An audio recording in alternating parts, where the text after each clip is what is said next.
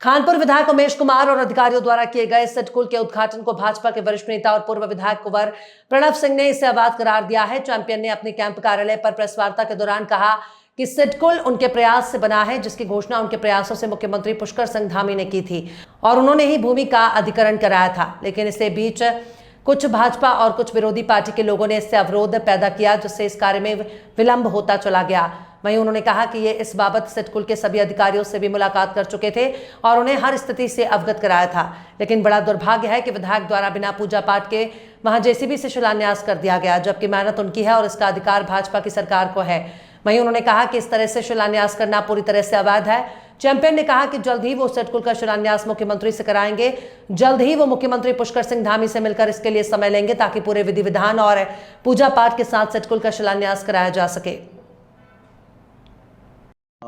हमने साहब अब से 7 साल पहले सपना देखा था कि अति पिछड़े खादर क्षेत्र में हम औद्योगिक क्षेत्र का विकास करके यहाँ के क्षेत्रीय युवाओं को जो बेरोजगार हैं उनको रोजगार का साधन मुहैया कराएंगे। जैसे मैंने सन 2007 में बिरला टायर उद्योग लगवाया था, आदरणीय नरेंद्र तिवारी जी से बहुत विनम्र आग्रह किया था 2006 में, और लगभग 10,000 युवाओं को नौकरियां यहाँ पे स्थानीय और बाहर वालों को मिली थी। हमारा चेष्टा ये थी कि कम से कम 70% व्यक्तियों को जो रोजगार मिले वो उत्तराखंड के निवासी हों। इसी बात को लेकर के खादर क्षेत्र का सिडकुल जो श्री कृष्णपुर अथवा खानपुर का सिडकुल है, उसके लिए हम प्रयासरत रहे। 2019 में हमने तत्कालीन मुख्यमंत्री त्रिवेंद्र सिंह रावत जी से लक्सर के कार्यक्रम में, जब वो सम्राट मीर भोज की मूर्ति का अनावरण करने आए थे, मुख्यमंत्री घोषणा खानपुर के सिडकुल की करा ली थी। तदुपरांत हम प्रयास में लगे, लेकिन अवरोध उत्पन्न किए गए कि ये बड़े बड़े नेता हमारे ही प्रदेश के थे, मैं नाम नहीं लूंगा, हमारी पार्टी के भी थे और विरोधी भी थे, कि खानपुर तो जल प्लावन प्रभावित क्षेत्र है, वहां तो बाढ़ आती है, वहां कैसे उद्योग चलेंगे। IIT रुड़की को जहां सौंप दी गई, कई बार हम गए, हमने जांच को उसमें ठीक करवाया। तब जाकर के जब 2022 का विधानसभा चुनाव होना था, तो आचार संहिता जारी होने से मात्र एक दिन पूर्व हम बहुत आभारी हैं आदरणीय पुष्कर सिंह धामी जी मुख्यमंत्री जी के, कि हमारे आग्रह पर शासनादेश 2022 7 जनवरी को जारी किया गया। उसके बाद भी हम चुनाव ना जीते हों कोई बात नहीं, लेकिन युवाओं के सपने को साकार करने के लिए हम लगातार प्रयासरत रहे।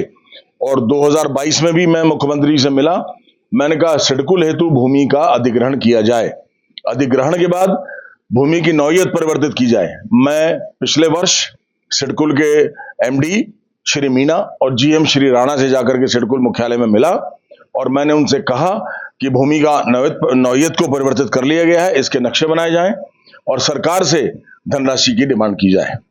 वो सब कार्य पूरा हुआ और अब जाकर के सिडकुल जब पूर्ण हो गया है, तो वहां एक विधायक जी आए, उन्होंने JCB को बुला करके उसको सब पूजन बगैर पूजन किए ही वहां शुरू कर दिया। देखिए ये गलत बात है। देखिए हमने चेष्टा की है, मेहनत हमने की है 6-7 साल, ये सपना पूरा हुआ। कराए हुए काम का आप श्रेय लें, ये कुचेष्टा है, ये चेष्टा नहीं है।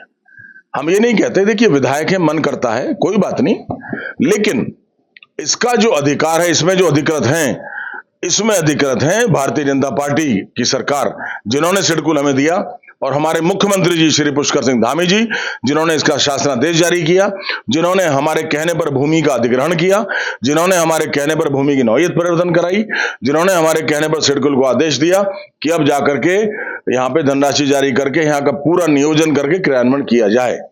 तो ये हमें धृष्टता लगी, इस तरह से अवैध है। वैधता वो होगी, शिलान्यास क्या होता है, शिला का न्यास, जब पत्थर की शिला पे मुख्यमंत्री जी का नाम लिखा जाएगा और वो लगेगी, जब भूमि पूजन होगा, क्योंकि भूमि पर ही तो उद्योग स्थापित होंगे, बगैर भूमि पूजन किए तो वैसे ही अवैध हो गया है वो। तो ये कल की कार्रवाई अवैध है। हम शीघ्र ही माननीय मुख्यमंत्री जी का कार्यक्रम लेंगे और उसमें सिडकुल का विधिवत शिलान्यास किया जाएगा और लोकार्पण भी करवाएंगे।